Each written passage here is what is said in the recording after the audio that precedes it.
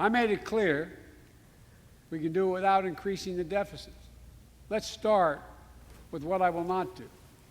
I will not impose any tax increase on people making less than $400,000. But it's time for corporate America and the wealthiest 1% of Americans to just begin to pay their fair share. Just their fair share. President Biden last night promising not to raise the deficit or raise taxes on the middle class. I got to tell you, I'm a bit skeptical.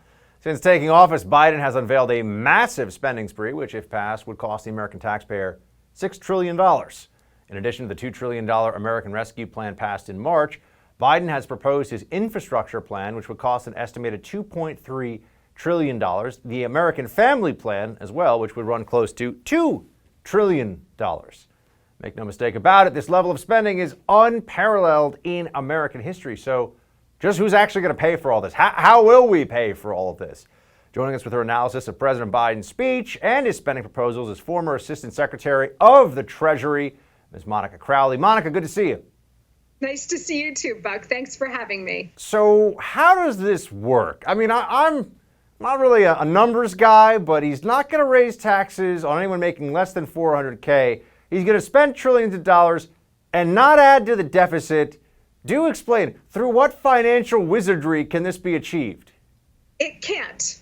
It's unsustainable and it cannot be paid for. That's sort of the big mystery here that they're not detailing for the American people. So he has proposed an additional $4 trillion after they've already spent $2 trillion. So a grand total so far in the first 100 days of $6 trillion. That is on top of the annual federal budget, which is about $4 trillion. So this year alone, we're looking at about $10 trillion in spending, both new and annual spending.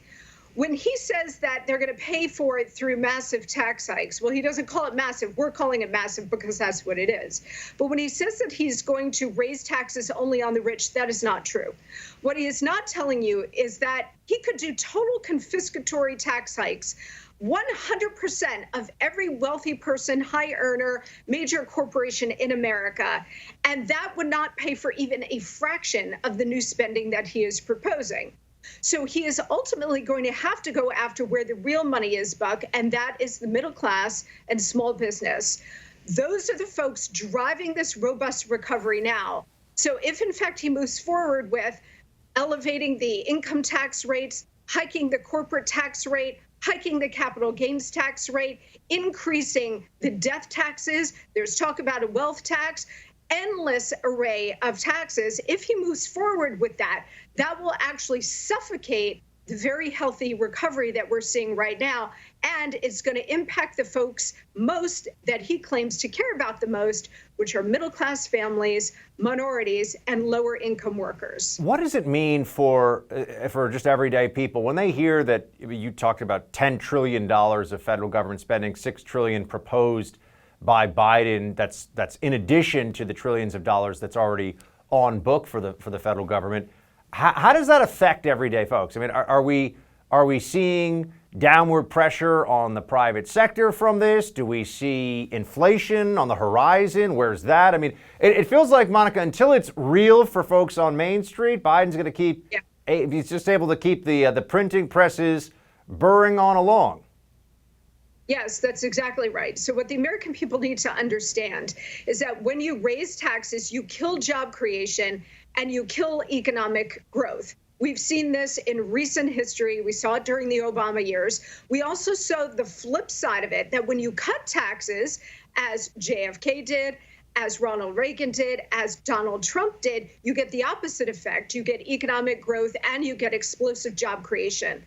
What Biden is now proposing, and people have to understand this, he's going to send the economic recovery into a halt.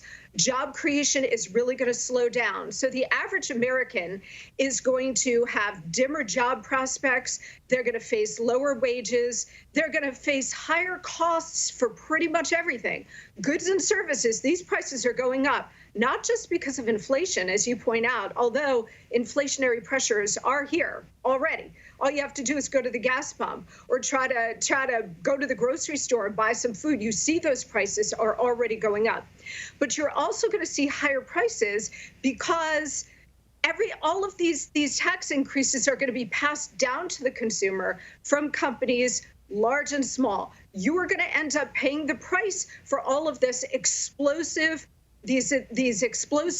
liberal wish list items that the Democrats in Congress and the Biden administration want to pass through. So it's not just a hit on the rich. This is not about just soaking Bill Gates. This is about coming for you because you sit with the real money.